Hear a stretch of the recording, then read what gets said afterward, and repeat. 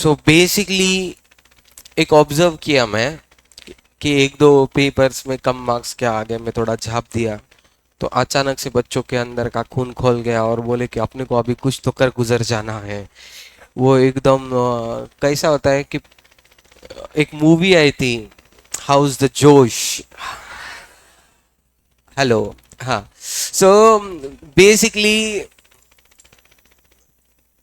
ये तुम्हारा जो टेन्योर या जनरेशन या तुम्हारा फिलहाल का जो टाइम जोन चल रहा है, तुमको पोक करने का है बस, उसके बाद तुम खुद से एक्टिवेट हो जाते।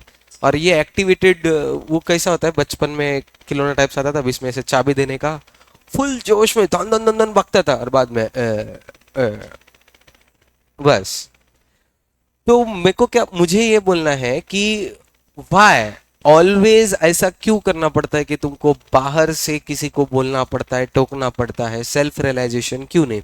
और देखो सेल्फ रियलाइजेशन भी ऐसा कि अब तो पीछे हटना ही नहीं है, मतलब अब तो एकदम आर नहीं तो पार, के बीच में कुछ है कि नहीं, 0 नहीं तो 100, बीच में का क्या है, कुछ इस नहीं। और ये कौन से स्टाइल ऑफ स्टूडेंट होते हैं मैं बोलता हूँ।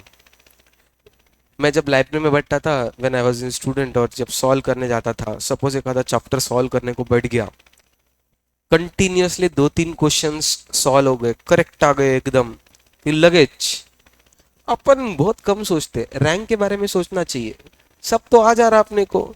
अगर सपोज इस चैप्टर में 50 क्वेश्चंस हैं, अपन कैलकुलेट कर लेते 1.5-2 घंटे में अगर ये 50 क्वेश्चन सॉल्व हो रहे हैं, तो उस हिसाब से ये सब्जेक्ट इतने दिन में खत्म, ये उतना खत्म, इतना टाइम है अपने पास, अपन तो रैंक के लिए ट्राई करना।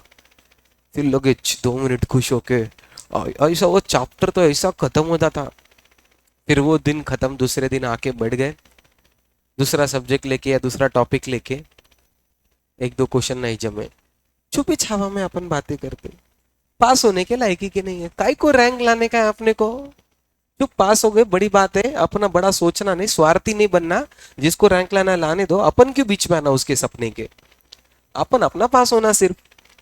सो द थिंग इज कि एक चैप्टर या एक क्वेश्चन तुमको एकदम चढ़ा भी सकता है और नीचे फेंक भी सकता है। तुम बैलेंस वे में या बर्ड्स आई व्यू देखना ही बंद कर देते हो। मुझे बोलना है कि गिवन टाइम जोन को छोटे पार्ट्स में डिवाइड करो, और वो छोटे पार्ट्स को अचीव कैसे कर सकते उसके पीछे भागो ना। सब कुछ छिपा नहीं, सुनने में बहुत भारी लगा।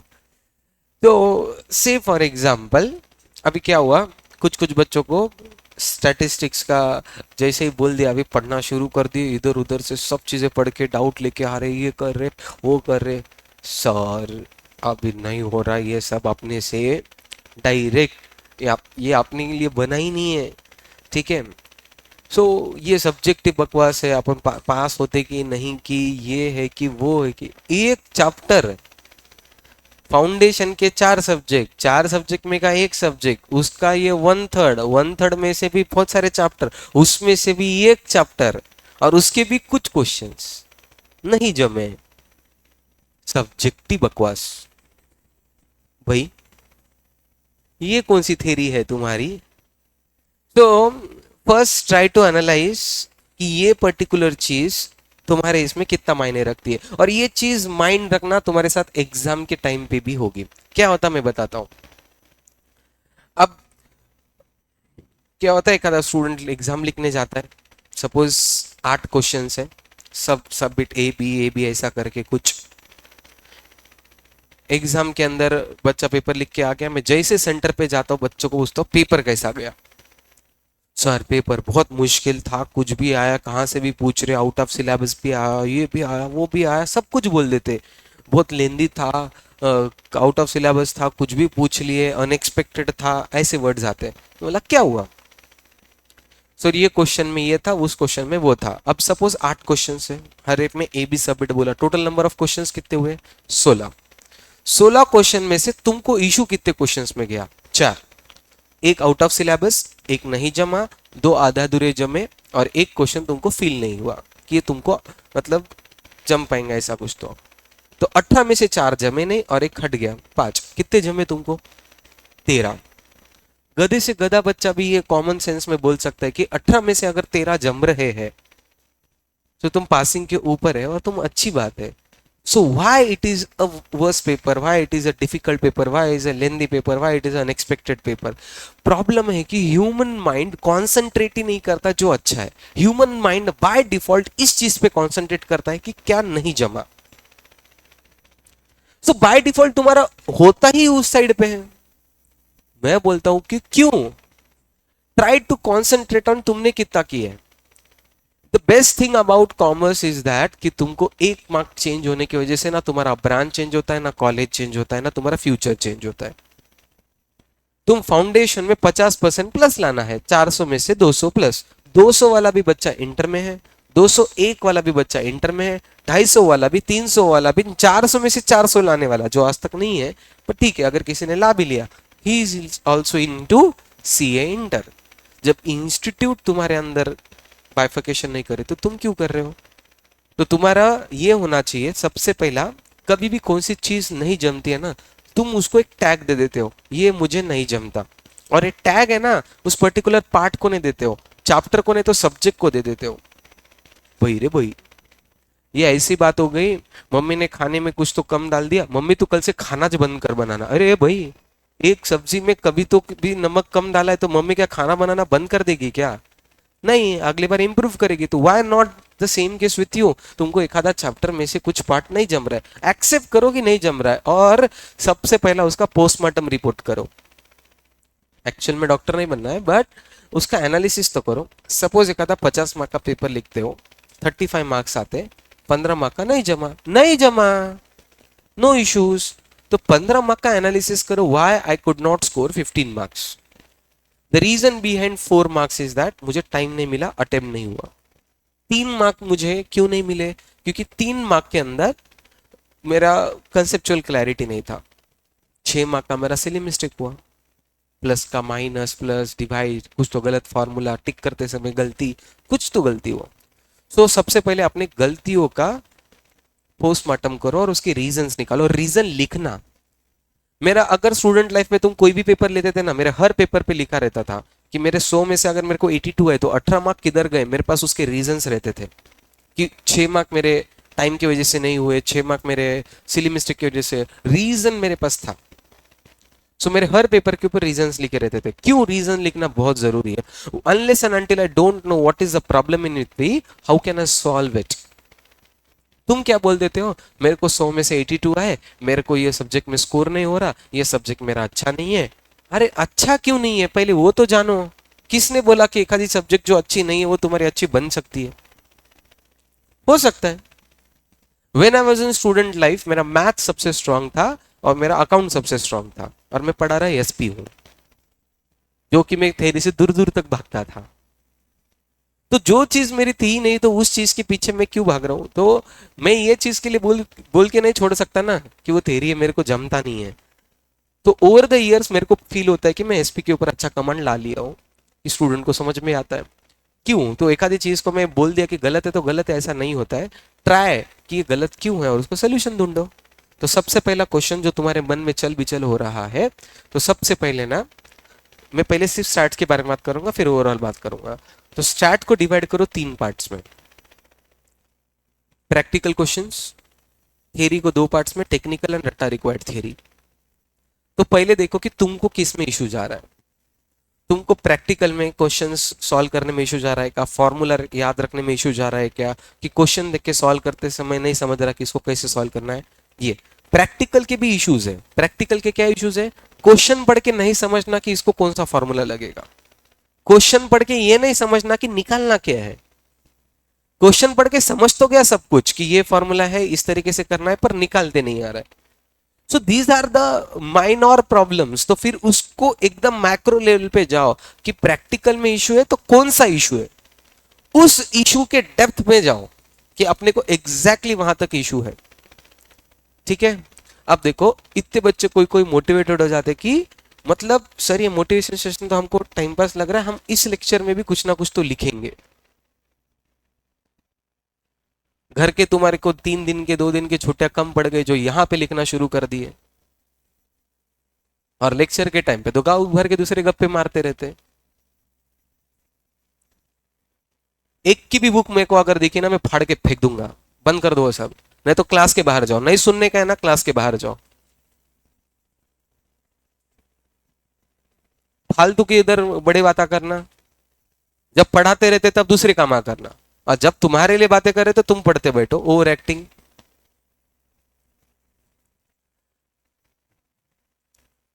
तो सबसे पहले मैंने क्या बोला कि प्रैक्टिकल, तो प्रैक्टिकल की इश्यूज समझो कि what are the issues of practicals. तो प्रैक्टिकल में इशू ये जाता है कि क्वेश्चन के फॉर्मूले रिकॉल नहीं हो रहे, फॉर्मूले रिकॉल नहीं हो रहे, फॉर्मूले का एक अलग से बुक बनाओ, लिखो, डेली बेसिस पे रिवाइज करो, या उसके ऑडियोज बनाओ। व्हाट्सएप में अपना एक ग्रुप बनाओ, अपने पेरेंट्स को ऐड करो व्हाट्सएप ग्रुप में, और लगेज निकाल दो, और उसमें सिर्फ तुम्हारे ऑडियोज रहने चाहिए कि एक एक फॉर्मूला, अगर एक आधा में कोरिलेशन चैप्टर ले लिया, कोरिलेशन के पूरे चैप्टर एक ऑडियो में हो जाना चाहिए।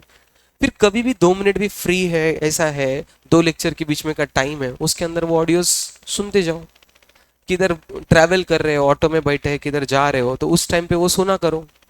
So this will help you out कि ये सब चीजें तुमको, कि क्या होता है कि एक आधी चीज याद नहीं आती तो रिपीटेशन हेल्प करता है, और रिपीटेशन के लिए अलग से टाइम देने की जरूरत नहीं होती है, तुम्हारे पास जो अवेलेबल छोटा मोटा टाइम है उसको यूटिलाइज करो, तो उसको ऑडियो फॉर्मेट में कन्वर्ट करो। देखो अपने 5 सेंसेस हैं, तुम फिलहाल है ना सिर्फ एक ही सेंस या 2 ही सेंस के यूज कर रहे, कौन से सेंस यूज कर रहे? देखना, देखना, लिखना, लिखना। तो भाई मल्टीपल सेंसेस यूज करो ना, कौन नहीं बोला है। तुम ऑडियो फॉर्मेट में जाओ, राइटिंग फॉर्मेट में जाओ, विजुअल फॉर्मेट में जाओ, चार्ट्स लिखो, तो मल्टीपल सेंसेस जब अपने ब्रेन के यूज होते हैं तो एक आधी चीज याद रखने में इजी पड़ता है। तो ऑडियोज बना के सुन सकते फॉर्मूलाज। हाँ, प्रैक्टिस, एक आधा अगर नहीं जम रहा है, तुमको क्या लगता है कि एक आधा बुक मैंने पढ़ लिया और मेरा ये सॉल्व हो गया, मेरा काम खत्म हो गया, सॉल्व तब वो होता ही नहीं है। तुम वही बुक मिनिमम 4 से 5 बार सॉल्व करना चाहिए, वही। क्यों 4 से 5 बार वही बुक सॉल्व करना चाहिए? क्योंकि हर बार जब पढ़ेंगे तुमको हर बार उस क्वेश्चन का एक नया एंगल दिखेगा। फर्स्ट टाइम तुमको क्या है, देख के तुमको लगेगा कि ऐसे सॉल्व करना है, नेक्स्ट टाइम वही सॉल्व करते समय तुम खुद को एक क्वेश्चन पूछेंगे, मैंने इसको इसी तरीके से क्यों सॉल्व किया, दूसरे तरीके से क्यों नहीं किया। फिर तुमको समझता कि ये चीजें प्रेजेंट रही तभी ये सॉल्व हो सकता है, अदरवाइज नहीं हो सकता। तीसरी बार वही सॉल्व करते समय तुम ये सोचेंगे कि उसी सॉल्यूशन को कम टाइम में कैसे सॉल्व करना है। चौथे बार ये सोच सकते हो कि वही क्वेश्चन में कम टाइम में सॉल्व कर रहा हूं तो ऑप्शन देख के क्यों नहीं सॉल्व कर सकता हूं, ऑप्शन टू क्वेश्चन कैसे यूज करना चाहिए। तो एक क्वेश्चन को मल्टीपल एंगल से सॉल्व किया जा सकता है, ऑप्शन से सॉल्व कर सकते हैं, शॉर्टकट मेथड से सॉल्व कर सकते हैं, मल्टीपल मेथड से क्यों नहीं सॉल्व कर सकते, उसका रीजनिंग मिलता है। और तुमको क्या लगता है कि एक बार पढ़ लिए सॉल्व हो गया खत्म हो गया, नहीं, वही बुक मल्टीपल टाइम जब सॉल्व होता है ना तुम्हारा एक्सपर्टीज आता है। तो वो करो प्रैक्टिस, ऑडियोस। तीसरा इज डिस्कशन, जो थियरी पार्ट होता है उसको डिस्कशन फॉर्मेट में करना चाहिए। क्या होता है कि जब डिस्कशन करते हो ना, कुछ चीजें किससे याद होते हैं। जब मैं थेरी, ये पर्टिकुलरली थेरी के लिए सबसे ज्यादा यूज होता है, जब मैं कहता थेरी सब्जेक्ट पेपर लिखता हूं या ये सब चीजें करता हूं, तो एक आधा क्वेश्चन लिखते समय ना, वो जब टीचिंग करते समय क्लास में क्या चीज चीज हुई थी, या पढ़ते समय वो चीज के आजू बाजू का कुछ सीन मुझे याद आता था, तो वो इवेंट याद आने की वजह से बाकी चीजें तुमको रिकॉलिंग में मदद होती है। तो जो थ्योरी होता है, डिस्कशन मतलब क्या करना, सपोज अपन 4 दोस्त है, तुम 4 दोस्त है, 3 दोस्त है, जो भी तुम्हारा फ्रेंड सर्कल है, उसके अंदर डिसीजन लेके करना है कि ये पर्टिकुलर चीज पढ़ना है। सपोज सैटरडे को तुमने डिसाइड किया, संडे को बात करो, सैटरडे को जो चीज पढ़े हो वो संडे के दिन डिस्कशन करो, या संडे को पढ़े वाला मंडे को पढ़े वाला ट्यूसडे को। तो क्लास के अंदर का 15 मिनट, आधा घंटा, या घर पे जाके एक टाइम स्लॉट फिक्स होना चाहिए, इस स्लॉट के अंदर अपना डिस्कशन ही फिक्स है। डिस्कशन में क्या करना है, एक आधा कॉन्सेप्ट अपन उसको बोलेंगे, समझाएंगे, और 2 लोग सुनेंगे और दूसरा वो तुमको बताएगा। तो मल्टीपल लोग जब बोलते हैं, सुनते हैं, और एक आधा किस्सा कुछ हो जाता है, वो तुमको याद होता है। तुम यहाँ पे सिर्फ लर्निंग में हो, बोल तो नहीं रहे हो। और क्लास में अगर मैं किसी को उठा के बोला कि ये समझाओ, सिर्फ गिने चुने 4-5 बच्चे, 10 बच्चे होते हैं जिनको फियर नहीं होता है पब्लिक स्पीकिंग का, वो बोल पाते हैं। इसका मतलब ये नहीं कि बाकी बच्चों को आता नहीं है, आता है, पर उनको पब्लिक फियरेंस होता है, तो उसकी वजह से वो नहीं करते। तो तुम तुम्हारे दोस्तों में तो फ्री होते हो, बोल देते हो। तो एक आधा कॉन्सेप्ट सीखना अलग बात है और सिखाना अलग बात है। तो तुम डिस्कशन के फॉर्मेट में जब भी किसी को कुछ सिखा देते हो, ऑटोमेटिकली तुम्हारा वो सब्जेक्ट का फियर कम होता है और तुम्हारा कॉन्फिडेंस अप हो जाता है। तो डिस्कशन फॉर्मेट में करो, ऑडियो फॉर्मेट में करो, एखादी चीज को राइटिंग विजुअल फॉर्मेट में लेके आओ, ये सब चीजें करो तो ऑटोमेटिक हो जाएगा। और कभी भी ऐसा फील हुआ कि मेरे को ये नहीं जमता है, तो सबसे पहले उसका वेटेज निकालो, उस सब्जेक्ट का, उस चैप्टर का, सबका वेटेज निकालो। सर वेटेज तो अवेलेबल नहीं है, अंदाजा तो निकाल सकते हो, कॉमन सेंस के बेसिस पे निकाल सकते हो, और फिर ये देखो कि ये चीज मेरे को कितना अफेक्ट कर सकती है, वेदर मैं जितना उस चीज को सीवियर समझ रहा हूं उतनी सीवियर है भी या नहीं। अगर कोई किसी को बुखार आ गया और वो टेंशन में आके आईसीयू में एडमिट हो रहा, मेरे को बुखार आ गया, पहले एडमिट करो, कैंसर का सिम्टम होता है, गूगल पे देख लिए, कैंसर का पहला सिम्टम क्या है, फीवर, बोले मेरे को फीवर हो गया, अरे भाई सच में कैंसर थोड़ी होता है, इसका मतलब 10 और चीजें जिसका सिम्टम फीवर है, इसका मतलब ये नहीं कि तुम आईसीयू में जाके टंग जाओ। हाँ, तो एक आधी चीज नहीं जम रही है, इसका मतलब फेल ही होना जरूरी है क्या? नहीं है जरूरी। या एक आधी चीज नहीं जम रही, इसका मतलब ये नहीं कि उसको अल्टीमेट कंक्लूजन लेके जाओ मोस्ट निगेटिव फॉर्मेट में। तो पहले ये देखो कि जो नहीं जम रहा है वो अपने ओवरऑल में कितना पोर्शन रखता है, और उतना पोर्शन मुझे अफेक्ट करता है क्या एडवर्सली। अगर एडवर्सली अफेक्ट नहीं करता है तो फिर रिलैक्स हो जाओ और उसके ऊपर ये सोचो अफेक्ट नहीं कर रहा है, इसका मतलब ये नहीं कि छोड़ दो, पढ़ो उसको और कम करने की कोशिश करो, और उसको डायरेक्टली निगेटिव में मत लेके जाओ, ठीक है। और ये देखो कि टाइम जोन्स, अभी तुम्हारे टाइम जोन कैसे होने वाला है। अभी तुम्हारे फाउंडेशन सबसे ज्यादा टीचिंग फॉर्मेट में सब लोग पढ़ा रहे, क्यों? एक बार का फाउंडेशन का अच्छा खासा हमारा सिलेबस कवर हो जाएगा, तो फिर तुम्हारा 12वीं पढ़ाएंगे, 12वीं के राउंड्स, 12वीं एग्जाम तुम्हारी हो जाएंगी मोर और लेस मार्च महीने में कंप्लीट। मार्च का हाफ, अप्रैल मई जून, 3 साढ़े 3 महीने है तुम्हारे पास, जब 12वीं का एक लोड नहीं रहेगा, फाउंडेशन का टीचिंग ऑलमोस्ट खत्म रहेगा, 10% में भी पेंडिंग रहेगा। मुझे बताओ कि तब 3.5 महीने क्या भजिया तलने वाले हो? तो 3.5 महीने में से तो सपोज 15 दिन में टीचिंग कंप्लीट हो जाएगी, 3 महीने तुम्हारे पास किस चीज के लिए? रिवीजन, पेपर्स, ये सब चीजों के लिए। तुमको क्या लगता है हर चीज अबिच परफेक्ट होना? नहीं होंगे अबिच हर चीज परफेक्ट। अगर अबिच परफेक्ट होती थी तो एग्जाम दो इस ईयर जून में, नहीं ना, इस ईयर जून में तो एग्जाम नहीं देना है अपने को, एग्जाम फ्यूचर में देना, तो फ्यूचर कुछ तो टाइम रहेगा, तो तब भी तो कुछ छोड़ो।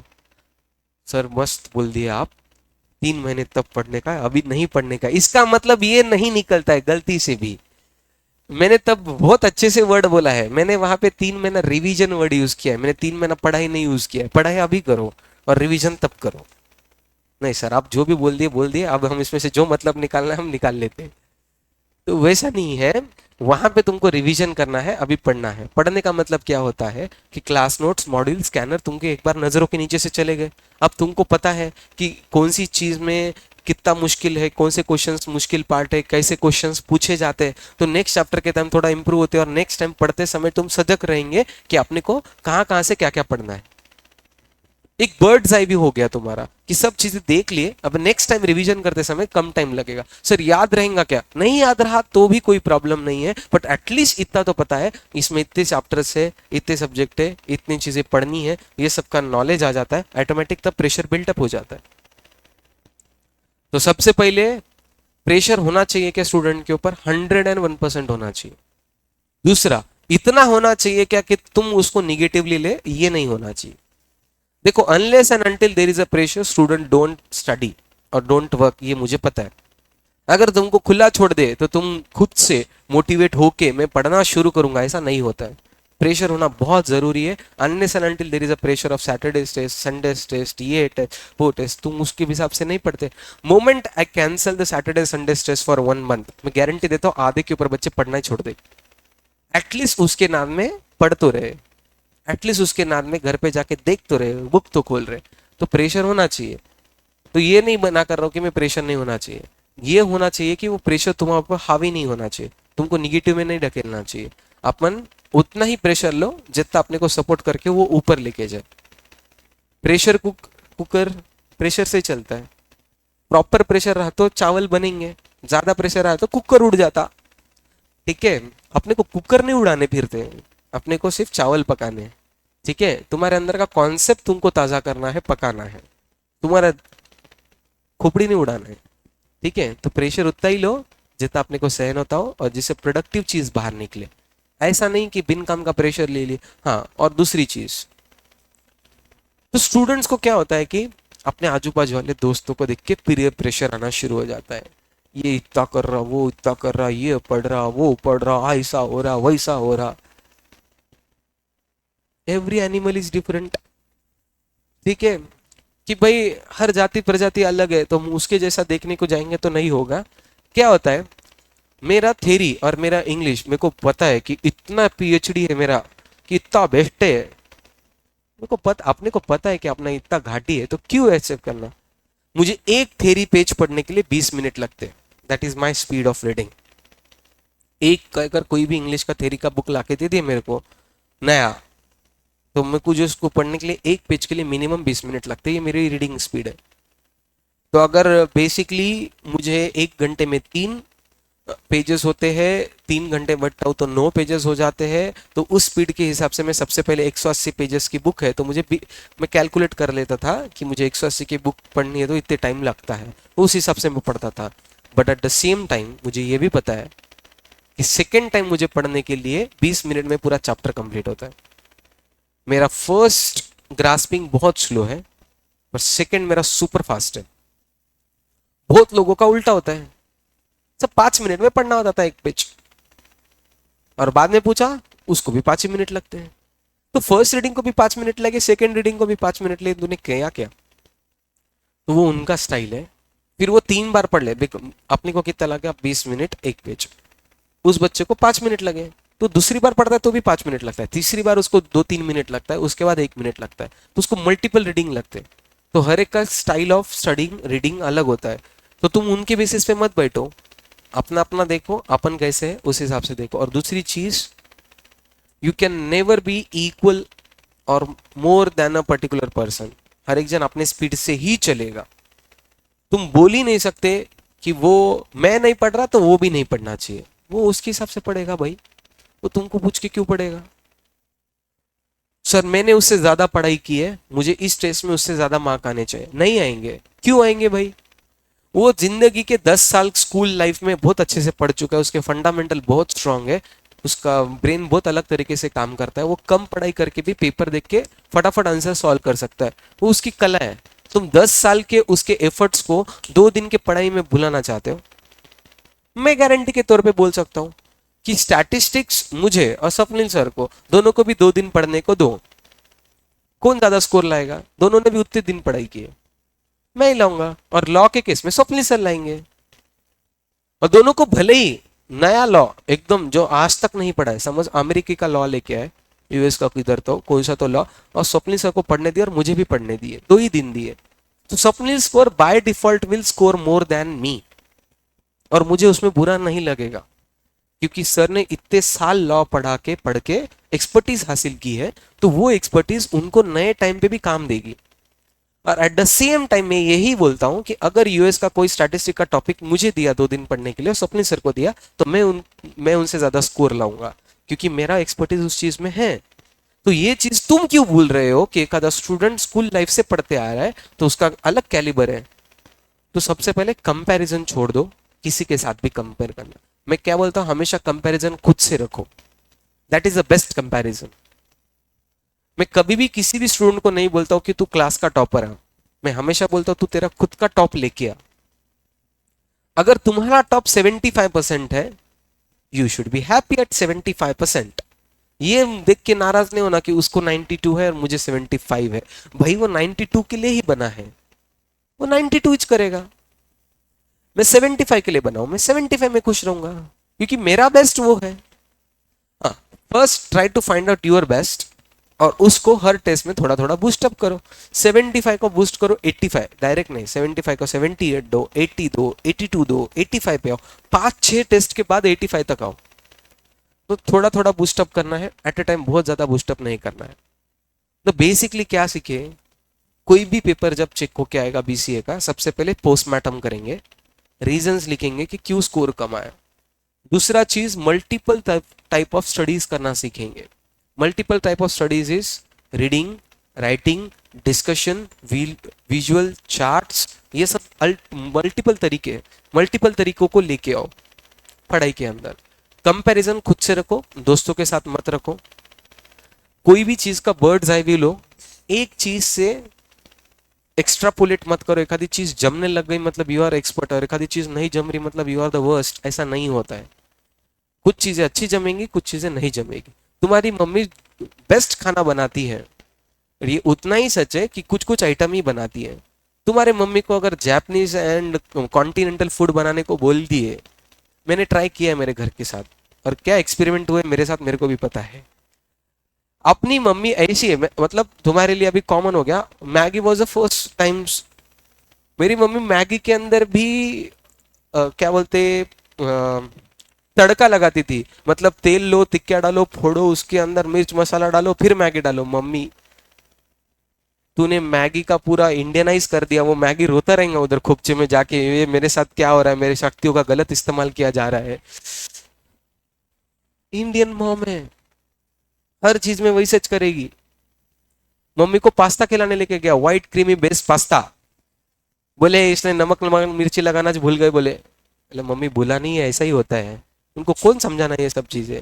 हाँ, so she is good in cooking, but उनके उनके कामों में, दूसरे कामों में नहीं है। तो यू शुड बी हैप्पी कि तुम एक पर्टिकुलर चीज में एक्सपर्ट रहेंगे, और वो तुम उसमें ही अच्छे रहो। बाकी चीजें तुमको जमना चाहिए, परफेक्ट होना जरूरी नहीं है। एंड प्रेशर लो, प्रेशर इतना ही लो जितना अपन सह सके। एक्स्ट्रॉर्डनरी प्रेशर लेके दिमाग फाड़ के और अपन डिमोटिवेट होके पीछे चल जाना, उसमें कोई सेंस ही नहीं है। कंपैरिजन अपने बिलोंगिंग के साथ करो, किसी के साथ भी कंपैरिजन करके क्या फायदा है, नहीं है। खुद का बेस्ट लाने की कोशिश करो, और सबसे ज्यादा पहले ये देखो कि छोटे छोटे माइलस्टोन्स दो। सबसे बड़ा इशू क्या आ जाता है, तुम खुद को बहुत बड़ा माइलस्टोन दे देते हो। माइलस्टोन दो ही मत बड़ा, छोटा सा दो। मैं पढ़ते समय क्या करता था, लाइब्रेरी के अंदर हर 5 पेज के बाद एक छोटा सा चॉकलेट रख देता था। मेरे को किटकैट पसंद है तो मैं किटकैट रख देता था हर 5 पेजेस के बाद। तो 5 पेज पढ़ के हो गया भाई, हाँ अपना टाइम आ गया सेलिब्रेशन का, अपना काम हो चुका है। ये सब चीजें। तो हमारे टाइम में ना मॉन्जिनीस बेकरी चेन, अभी तो बहुत सारे बेकरीज आ गए, Monginis was the one of the first bakery chain. तो वहां पे ना एक दो आइटम्स बहुत अच्छे मिलते थे। तो आई यूज्ड टू सेलिब्रेट कि भाई मेरे आज दिन का अगर टारगेट हो गया और ये सब्जेक्ट मेरा कंप्लीट हुआ 6 दिन के अंदर पढ़ाई, तो मैं वहां पे जाके वो आइटम खाऊंगा। खाने पीने की चीजें थे, पर हर चीज को मैं टारगेट देता था कि ये चीज मैं करूंगा, प्रोवाइडेड आई डू दिस। सो वो खाने पीने की चीजें मुझे सेलिब्रेशन फॉर्मेट में लगती थी कि मैंने ये किया है इसलिए मैं डिजर्व करता हूं ये सब चीजें। सो सेलिब्रेशन फॉर्मेट में चेंज करो, पढ़ाई को थोड़ा इंटरेस्टिंगली बनाओ कि अपन ये सब करना है, तुमको जो करना है वही करो, बट उसको कंडीशन लगाओ कि ये चीज अगर हुई तो ही वो कंडीशंस करेंगे। ठीक है, नो वरीज। सेलिब्रेशंस भी करना है, होली खेलनी है, डांडिया खेलनी है, गणपति का जाने का है, डांस करने का है, सब करना है, सब करो। हर एक कोई कंडीशन लगाओ, हर चीज को कंडीशन लगाओ। Unless and until I do this, I am not allowed to do that. तो पहले टर्म्स एंड कंडीशंस पे आ जाओ। तो जब तक ये तुम खुद को डिसिप्लिन में नहीं लेके आएंगे, ये सब चीजें होते हुए नहीं दिखेगी। और जिंदगी में सबसे ज्यादा primary underline basic thing is discipline. सबसे ज्यादा डिसिप्लिन होना चाहिए, बाकी चीजें ऑटोमेटिक आएगी। वंस यू आर डिसिप्लिन, बाकी चीजें कैसे नहीं आती मेरे को देखने का। तुम सिर्फ क्लास में डेली प्रेजेंट रहे और होमवर्क भी किए और ध्यान दिए, तो ही 50% काम हो जाता है। पासिंग के लिए इतना ही इनफ है।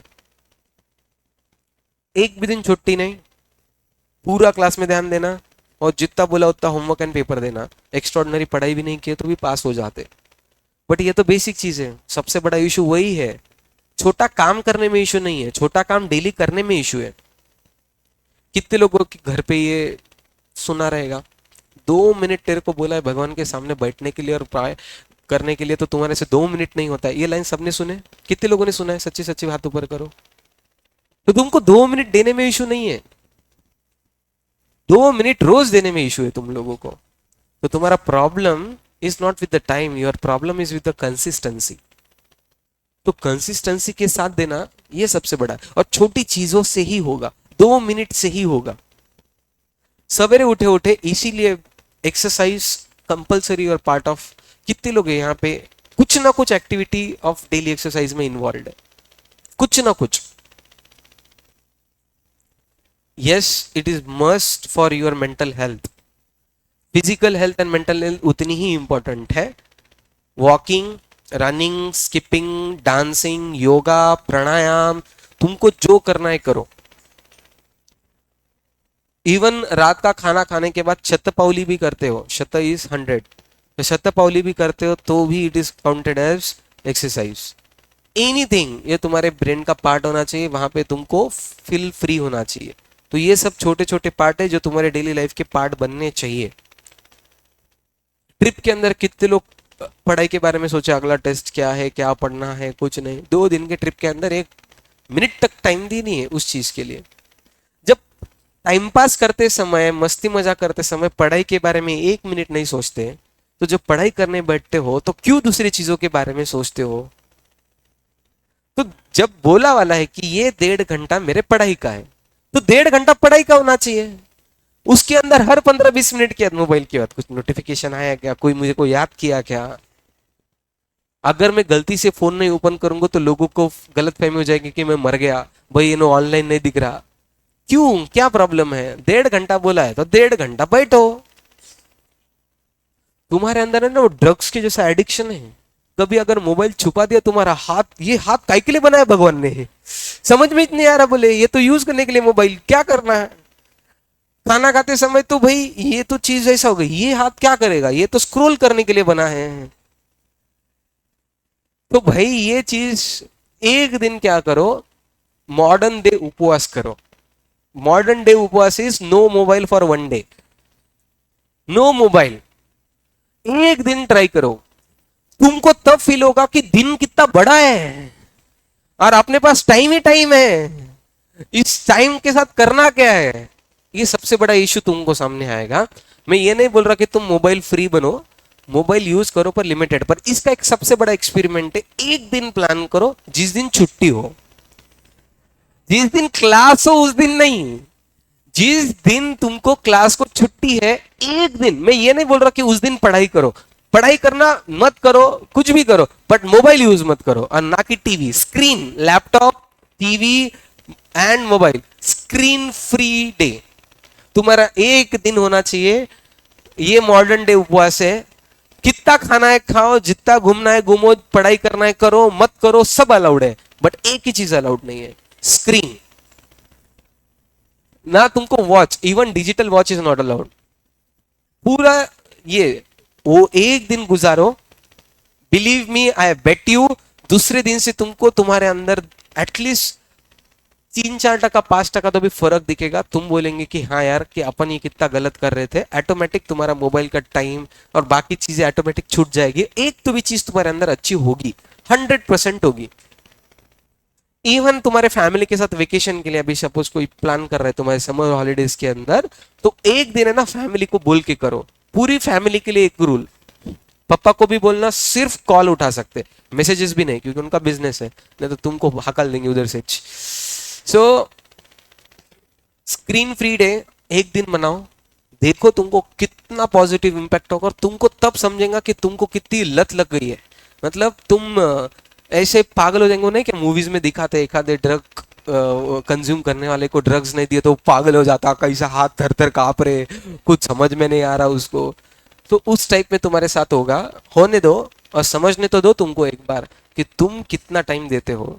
एक देखने के लिए बहुत बुरा लगता है, पर देखो मोबाइल में जाओ, डिजिटल वेलबींग एक ऑप्शन होता है सेटिंग में, जाके चेक करो, तुम्हारा स्क्रीन टाइम पूरा हिस्ट्री लिख के आता है कि तुमने कौन से ऐप के ऊपर कितना टाइम दिया है। और ये बच्चा मेरे पास आना कि सर पढ़ने के लिए टाइम ही नहीं है, मैनेज ही नहीं हो रहा है। बाबू तेरा मोबाइल में देख कितना टाइम जा रहा है, और फिर मेरे पास आना कि टाइम क्यों नहीं मैनेज हो रहा है। कितने लोग आए मेरे पास, अलग अलग ग्रुप में आए, सर मैनेज ही नहीं हो रहा पढ़ाई, इतने सारे सब्जेक्ट, इतना देर क्लास। बाबू तेरा मोबाइल कैसे मैनेज हो रहा, सब चीजें कैसे मैनेज हो रही तुम्हारे? सब तो चीजें मैनेज हो रही, यही नहीं हो रहा क्योंकि प्रायोरिटी नहीं है। सब मैनेज होता है, प्रायोरिटी नहीं होती है। तो हर चीज को ऑटोमेटिकली प्रायोरिटीज देंगे तो होती रहेगी चीजें, उसमें बुरा थोड़ी है। और सबसे पहले ना खुद को बहुत बड़ा टारगेट मत दो, छोटे टारगेट दो। राइट फ्रॉम कि इस आज से 1 महीने तक कोई भी टेस्ट में मैं सिर्फ फेल नहीं होऊंगा, इतना भी टारगेट दिए, 50% फेल नहीं होना, मतलब 35 नहीं, गया वो 35 वाला जोन जमाना, तो 50% मिनिमम स्कोर करूंगा। प्लस पहले तो तुम, ये तो दूसरा महीना हो गया, पहला महीना तो इस चीज की कसम खाओ कि मैं चीटिंग नहीं करूंगा। एक भी पेपर में गलती से भी, चीटिंग का मतलब सिर्फ चिट्ठा नहीं होता है, चीटिंग का मतलब देखना होता है, पूछना होता है, सब होता है। अब प्योर सात्विक पेपर लिखेंगे एक महीना, दूसरा महीना के मिनिमम हर पेपर में मैं पास हो जाऊंगा। तो ये दो कमिटमेंट जिस दिन तुमने पूरे किए, ये दो कमिटमेंट, पूरा महीना भर बिना चीटिंग, दूसरा महीना बिना चीटिंग पास, 2 महीने अगर ये कर लिए तुमने, 2 महीने ये चीजें, मेरी गारंटी तुम्हारे में से कोई भी फेल नहीं होगा। ये मैं लिख के देता हूं आज के तारीख में, कि अगर ये तुमने कर लिए दो ही चीजें, बिना चीटिंग के पास होना सीख लिए, 50% लाना सिर्फ चैप्टर वाइज, फेल ही नहीं हो सकते तुम मेन एग्जाम में। यही बेसिक चीजें है, इतनी बेसिक चाहिए। तुम एक्स्ट्रॉर्डनरी सोचना शुरू कर दो, क्यों चाहिए एक्स्ट्रॉर्डनरी, नहीं चाहिए। ठीक है। और ग्रुप का बेनिफिट नहीं उठाते।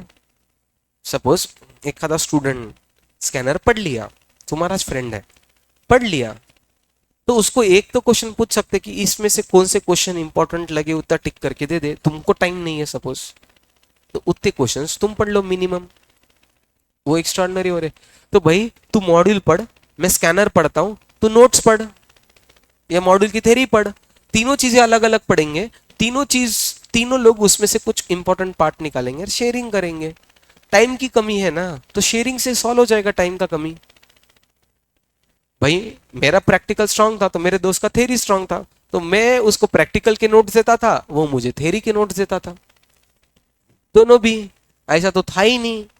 किस चीज का कंपटीशन, इंस्टीट्यूट रैंक देने में नहीं कम कर रही है तो मेरे को किस चीज का प्रॉब्लम है, दोनों भी आगे बढ़ेंगे, दोस्त है ना। अगर कोई दोस्त तुमको नोट्स नहीं दे रहा तो वो दोस्त नहीं है।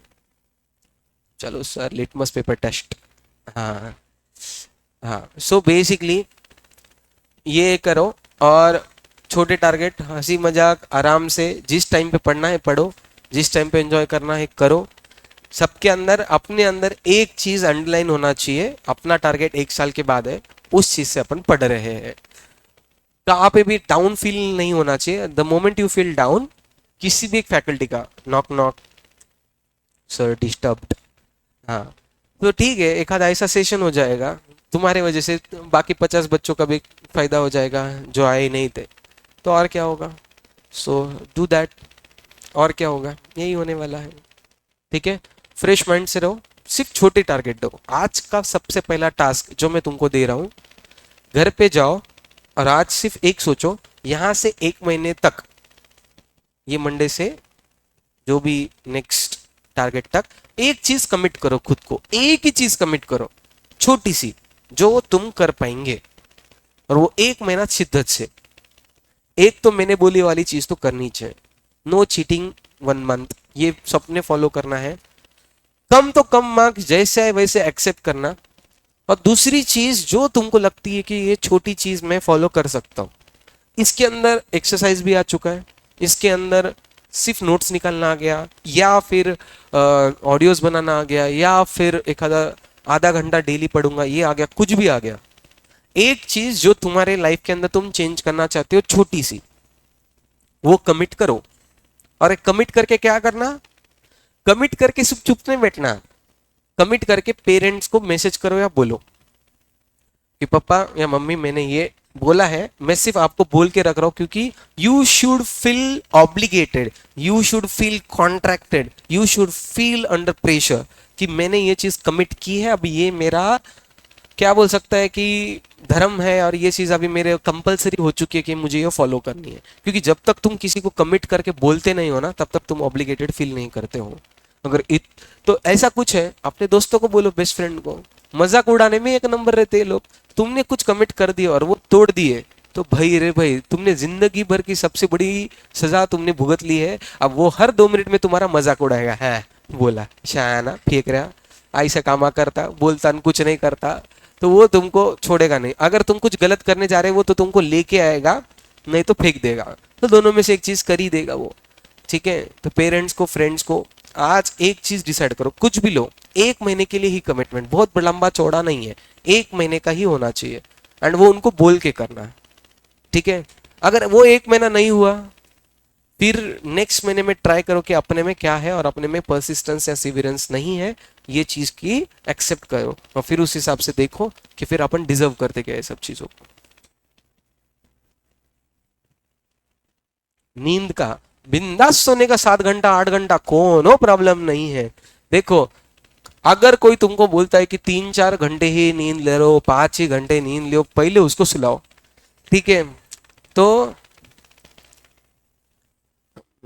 7 आवर्स नींद कौन सी भी, मैं अभी जो मई में एग्जाम देने वाले हैं वो बच्चों को पूछो, सी इंटर के स्टूडेंट्स है वो, मैं उनको क्या बोला है कि भाई तुम 7 से 8 घंटा सो सकते हो। मैंने ऐसा शेड्यूल बना के दिया है उन लोगों को कि वो उतने मेन प्रेशर टाइम में भी 7 8 घंटा सो सकते, तो तुम तो आराम से सो सकते हो। प्रॉब्लम ये है, नींद के साथ कॉम्प्रोमाइज तब करना पड़ता है जब तुम तुम्हारा डे का टाइम प्रॉपरली प्लान नहीं करते हो।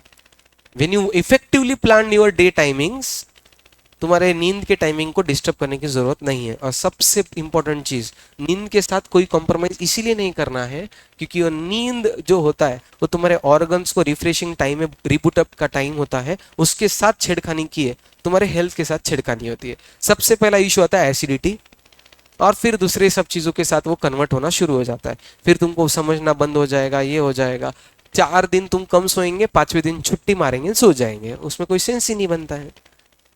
तो प्रॉपर लो, और दिन के जो अवेलेबल टाइम्स है ना उसको इफेक्टिव यूज करो। इफेक्टिव का यूटिलाइजेशन का क्या समझाया, नोट्स बनाओ, ऑडियोज बनाओ, छोटे छोटे ऑडियोज व्हाट्सएप पे, और वो सुनो, वो तुम्हारा पढ़ाई का पार्ट बनेगा। 2 लेक्चर के बीच में का टाइम यूटिलाइज करो, तुम्हारा ट्रैवल टाइम को यूटिलाइज करो, ऑडियोज फॉर्मेट में जो बना है वो जब ट्रैवल टाइम है उसमें सुनो, वो तुम्हारे पढ़ाई में कन्वर्ट करो। मुंबई लोकल के अंदर में कितना देखा हूँ वीडियोस, कितने कॉमेडी वीडियोस आते हैं कि वो घर के लेडीज वहां पे सब्जी वब्जी काटते समय कि तुमको मुंबई लोकल में दिख जाते, कॉमेडी बोल के देखता मैं, पर वो उस टाइम को यूटिलाइज कर रहे हैं अच्छे से। तो तुम्हारा कम्यूट टाइम अच्छे से यूटिलाइज करना चाहिए, तुम्हारे वेस्टेज वाले टाइम को अच्छे से कन्वर्ट करना चाहिए। तो इफ यू डू दैट, तुमको स्लीप के साथ एडजस्टमेंट करने की कोई जरूरत नहीं है। और कर ही लिए संडे के दिन, तो संडे के दिन सो जाओ पेपर के बाद, क्या प्रॉब्लम है? मैं तो प्रॉपर लिख के रखता था, आज 2 घंटा कम सोया हूं, इंटरेस्ट के साथ संडे को 3 घंटा सोऊंगा। हाँ।